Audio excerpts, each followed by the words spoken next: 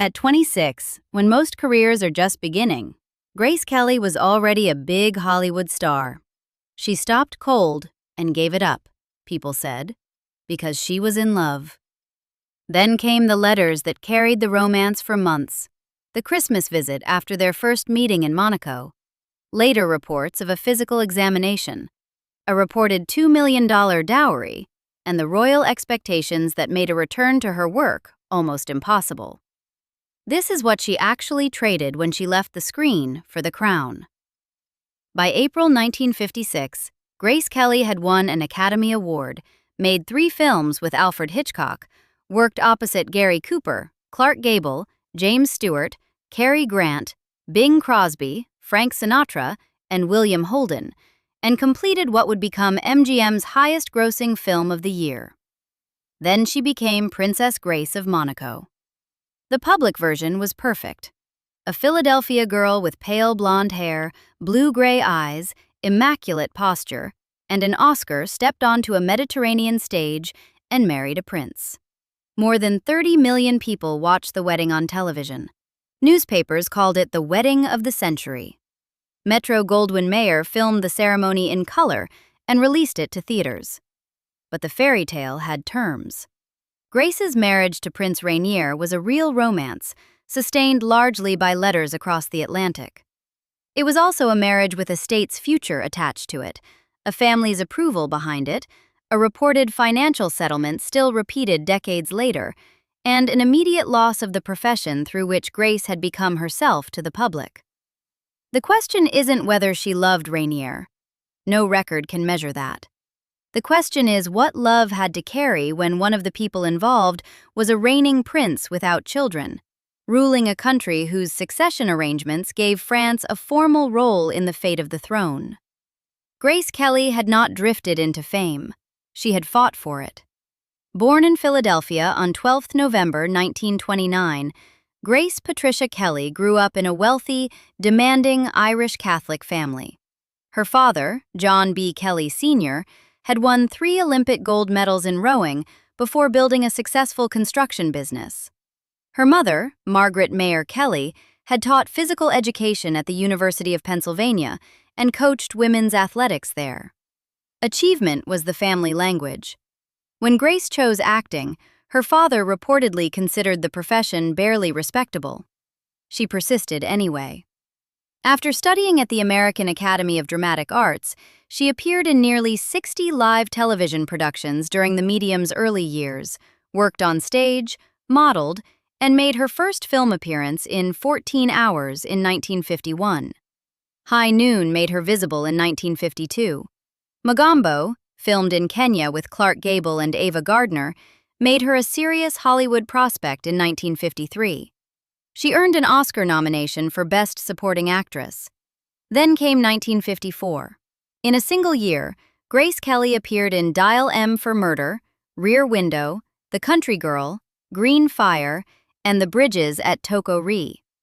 That isn't the career of a decorative starlet waiting to be discovered.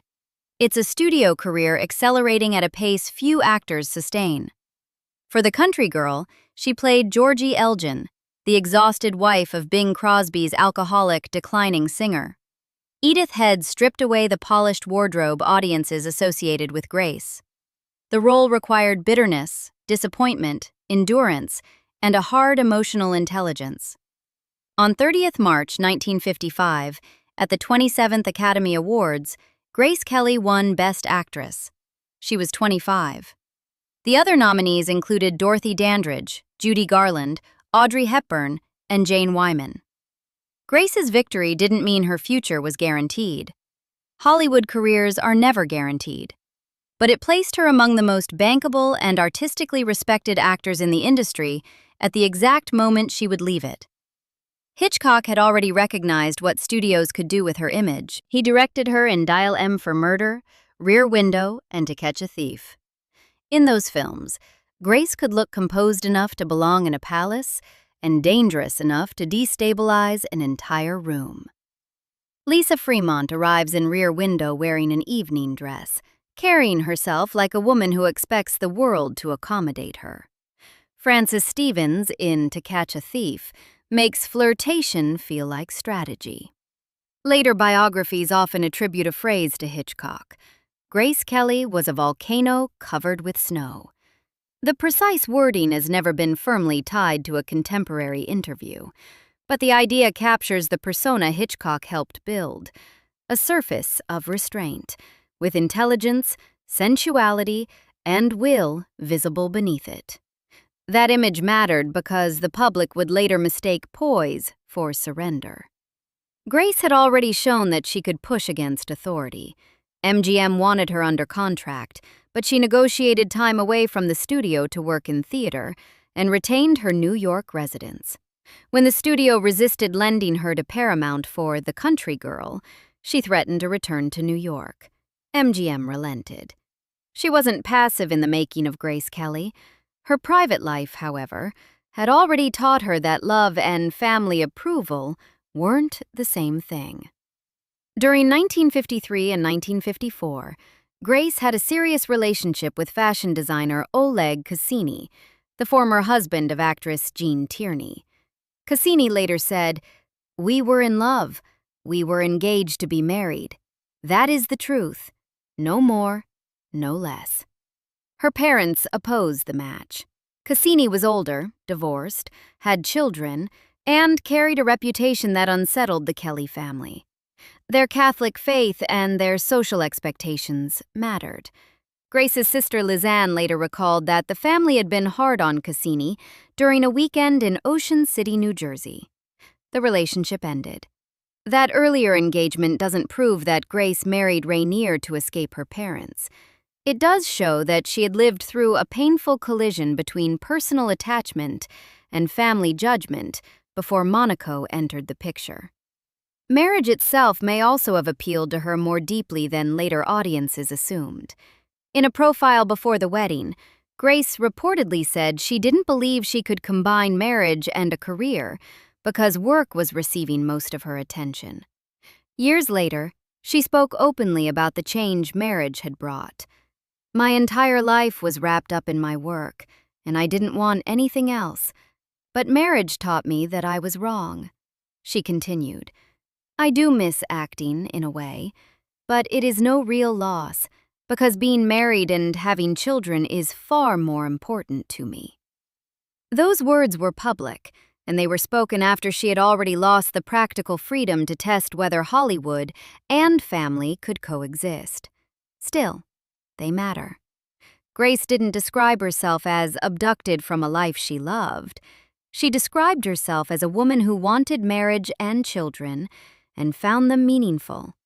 That desire was real. So was the machinery waiting behind the romance. On 6th May 1955, Grace Kelly arrived at the Prince's Palace of Monaco for a Paris match photo session. She was in France for the Cannes Film Festival, promoting The Country Girl. Olivia de Havilland and her husband, Paris Match editor Pierre Galante, are widely credited with helping arrange the meeting. The circumstances were less polished than the photographs suggest. A power outage in Cannes disrupted preparations. Grace reportedly dressed herself in a wrinkle-resistant floral dress because hotel irons couldn't be used. Her party was delayed by a minor road accident on the way to Monaco. Rainier arrived late. The prince showed her the palace, its gardens, and its private zoo.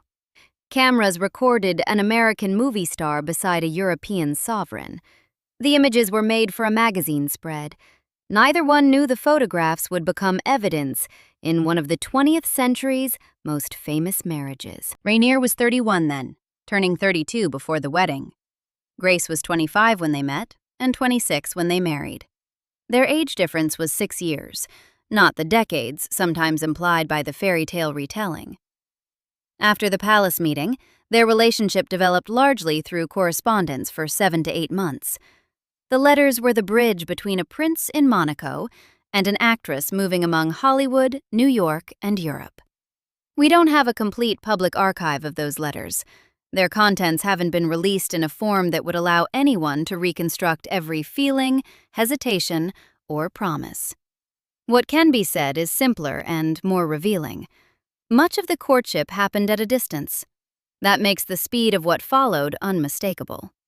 Rainier visited the Kelly family in the Philadelphia area during the Christmas period of 1955. Some accounts describe that gathering as the couple's second in-person meeting. Other accounts place at least one additional encounter at Cannes, and possibly another in the United States. The literal meeting count is uncertain. The larger fact isn't.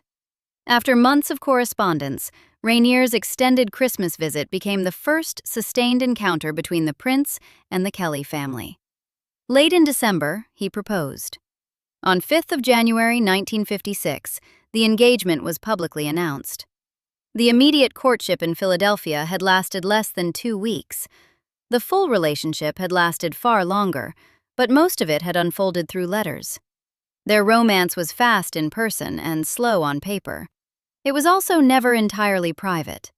Rainier had ruled Monaco since 1949. He inherited a principality of barely 2 square kilometers, dependent on tourism, gambling, luxury hospitality, and international prestige. Monaco's post-war glamour had faded. Its casino economy faced competition. Aristotle Onassis had accumulated a powerful stake in the Société des Bains de Mer, the company tied to Monaco's casinos and hotels. Rainier's struggle to regain influence over the principality's economic direction was already underway. A globally recognized Hollywood bride couldn't solve Monaco's financial problems by herself. There is no solid evidence that Onassis selected Grace Kelly or engineered the marriage, but the publicity value was obvious. Grace brought an audience Monaco had never possessed. American moviegoers, international magazines, television networks, and a public trained to read her face as luxury. Rainier also needed a secure future for the Grimaldi dynasty. The 1918 Franco-Monegasque Treaty made Monaco's succession a matter of international consequence. France had to approve measures involving succession, regency, marriage, and adoption when they affected the crown. Article 3 stated that if the throne became vacant for lack of a direct or adoptive heir, Monaco would become an autonomous state under French protectorate. That didn't mean France would simply annex Monaco overnight. The popular version is too blunt. Rainier also had collateral relatives, including his sister Princess Antoinette and her children. Monaco wasn't standing on the edge of immediate extinction, but the treaty made one point unavoidable. A sovereign prince's marriage, and his ability to produce heirs, carried political weight beyond the couple themselves. A bride could be loved and still be needed. That is the pressure beneath the wedding photographs. Later accounts repeatedly claimed that the Kelly family paid a $2 million dowry. Some versions say Grace contributed half from her own earnings, and her father paid the other half. The figure remains famous because it turns a romantic marriage into a number. Yet no accessible marriage contract, palace financial record, government document, or bank record confirms the amount, the recipient, or the legal form of the payment. It may have been a dowry, a settlement, wedding-related expenditure, or some mixture of those things. The record does not settle it. The same caution applies to the story that Grace underwent a fertility examination to demonstrate that she could bear heirs. Later retellings repeat it often. No medical record, palace requirement, named physician, or contemporary official report establishes that it happened. These claims can't be used as proof, but they have survived because they fit the known structure of the marriage. An heirless prince, a dynastic treaty, a wealthy American family, and a wedding organized under enormous public pressure. Plausibility isn't verification. Still, the fact that these are the details generations have searched for tells us what the public senses behind the fantasy. A princess was expected to be more than a bride. On 4 April 1956, Grace left New York aboard the SS Constitution. She traveled with family and friends, a press corps nearby, and her poodle, Oliver. 8 days later, on 12 April, she arrived in Monaco. The New York Times reported that she wept during the reception. On 18 April, in the throne room of the prince's palace, Grace Kelly and Prince Rainier III completed their civil marriage. The legal ceremony included the reading of her new titles. There were 142 of them. The next day, 19 April, she entered St. Nicholas Cathedral for the Catholic ceremony. Her wedding dress had been designed by Helen Rose at MGM. 36 seamstresses worked for 6 weeks. It used silk taffeta, silk net, peau de soie, tulle, and 125-year-old Brussels rose point lace. MGM gave it to her as a wedding present. 700 guests filled the cathedral. The altar was surrounded by candles, lilies, white lilacs, and snapdragons. Outside stood honor guards from visiting British, French, Italian, and American warships. Inside, Grace's father walked her down the aisle. Rainier entered afterward, following Monegasque tradition. Outside, the fairy tale became a broadcast event. Estimates of journalists range from more than 1,000 to roughly 2,000. A scholarly account places 1,500 journalists in Monte Carlo, a place whose population was then only around 4,000. The civil ceremony and the religious wedding were relayed by Eurovision to 9 countries. More than 30 million viewers watched in black and white. For a country smaller than New York's Central Park, Monaco had become the center of Europe's television screens. When the ceremony ended, the newlyweds rode in a Rolls-Royce given by the people of Monaco. A reception followed at the Hôtel de Paris. They cut a 6-tier cake shaped like the prince's palace, with Rainier's ceremonial sword. Then they left for a 7-week Mediterranean honeymoon on the yacht Deo Juvante II, a gift from Aristotle Onassis. Every image said triumph. The American actress had become a princess. But even as Grace left for Monaco, the work she had done in Hollywood was still reaching audiences. High Society had been filmed between mid-January and 6 March 1956, before the wedding. Grace played Tracy Lord, the same role she had performed as a student in the Philadelphia Story. Bing Crosby, Frank Sinatra, and Celeste Holmes surrounded her. The film opened in July, 3 months after she became Princess Grace. It was her final completed feature. High Society became MGM's highest-grossing film of 1956. Her last major screen performance arrived after she had already left the life that made it possible. She never returned to feature film acting. There was no written constitutional law that formally prohibited Princess Grace from acting. The often-repeated claim that Rainier told the press he didn't want his wife to work can't be verified through a reliable original transcript. But a formal ban wasn't necessary. The palace, the public role, the expectations placed on a sovereign's wife, and the political sensitivity of Monaco were enough to turn a film career into something increasingly difficult to imagine. Grace's public statements about preferring family life were true on their own terms. Her inability to resume acting was also real. Both truths are visible in what happens 6 years later. In March 1962, Alfred Hitchcock offered Grace the title role in Marnie. This wasn't a vague invitation or a speculative rumor. Princess Grace accepted.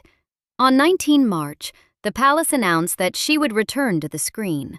Variety reported the casting on 28 March. For Hitchcock, she had been one of his defining actresses. For Grace, Marnie offered a return to demanding adult work and a reunion with the director who had helped make her an icon.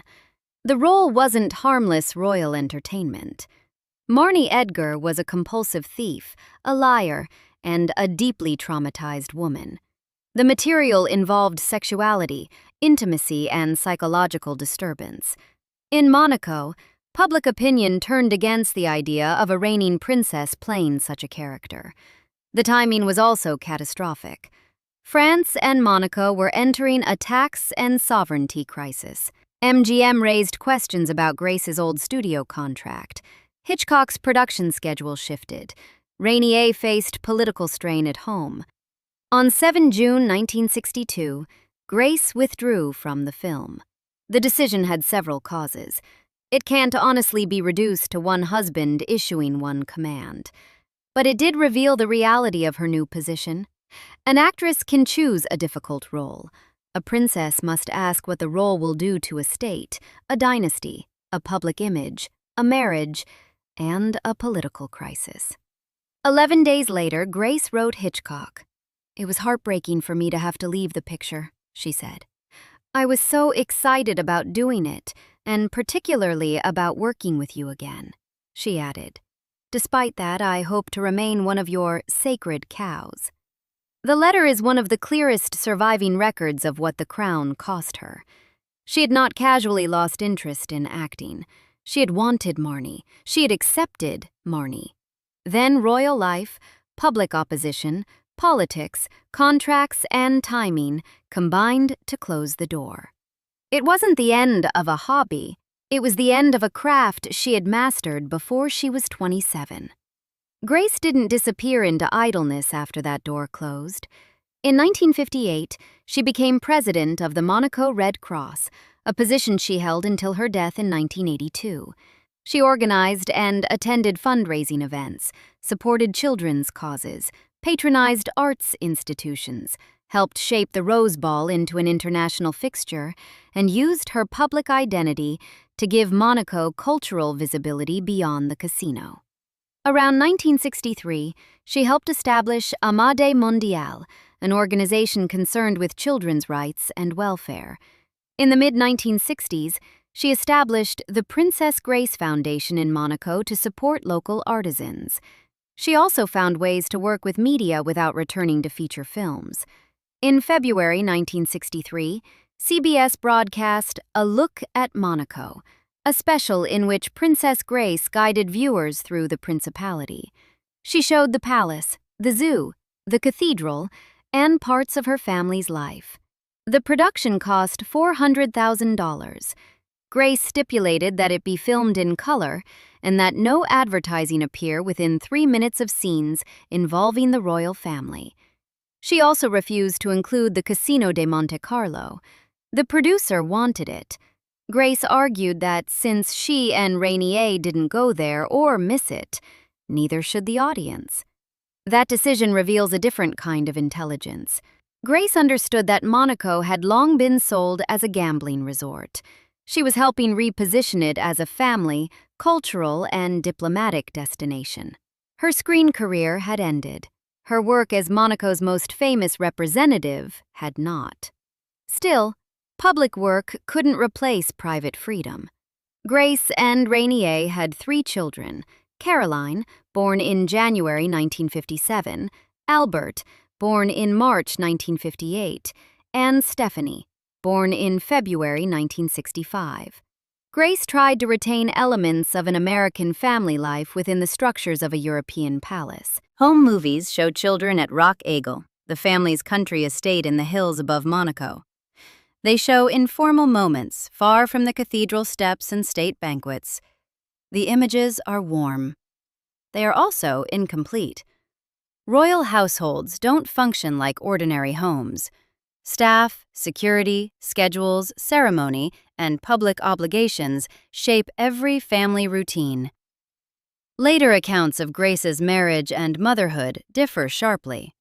Some describe a woman deeply involved with her children and determined to avoid the distance she had felt in her own upbringing. Others point to the role of nannies and palace staff, as almost every royal household relied on them. No honest account can turn those competing impressions into a clean verdict. The same is true of the marriage.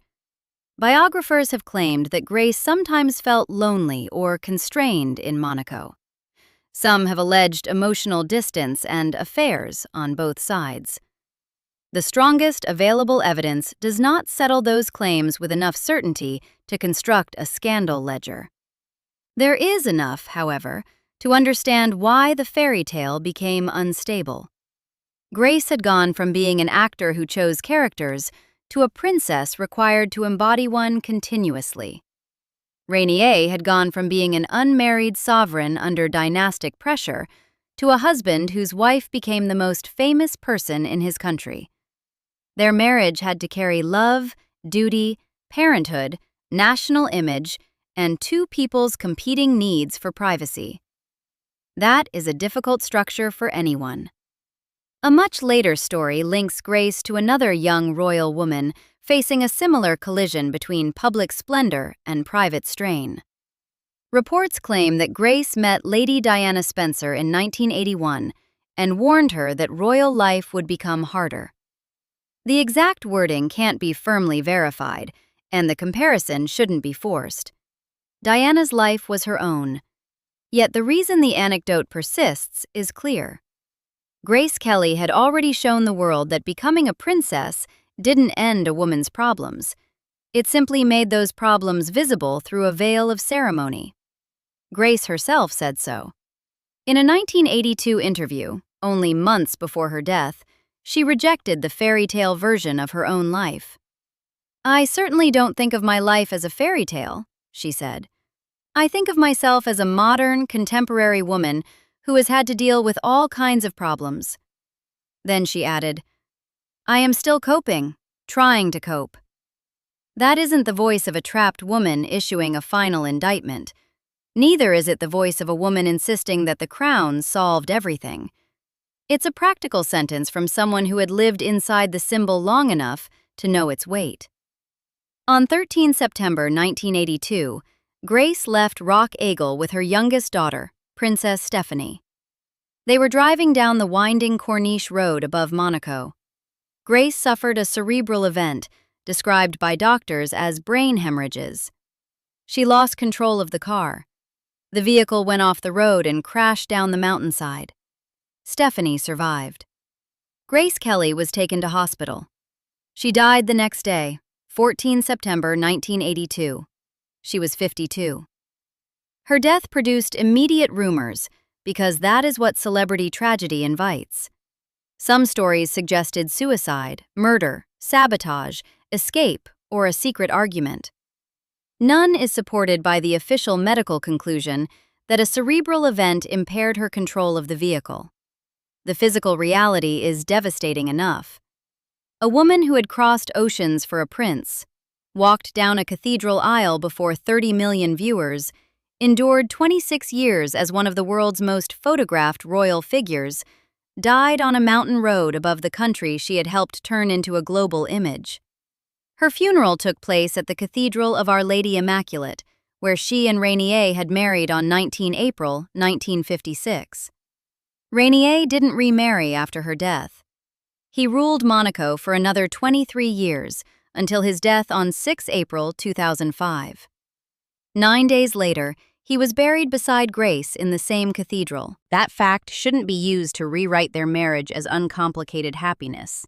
It does show that whatever their relationship contained, devotion, pressure, frustration, distance, loyalty, family, grief, it remained central to Rainier's life.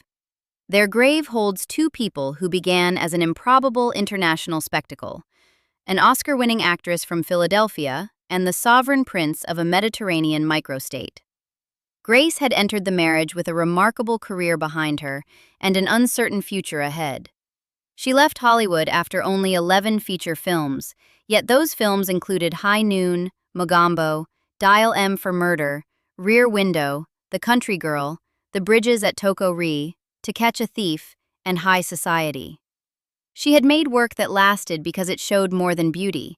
It showed alertness, control, humor, sexuality, anger, and intelligence.